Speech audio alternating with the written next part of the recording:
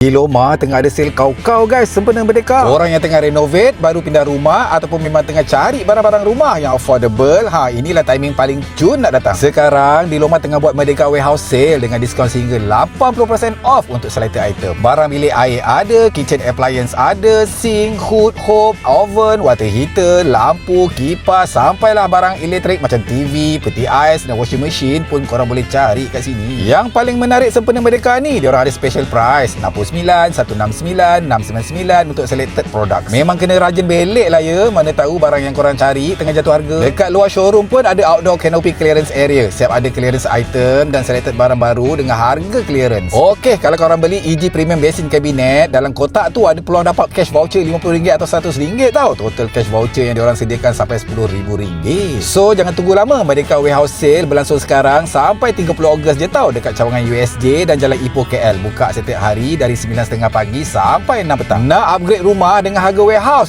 Datang di Loma sekarang.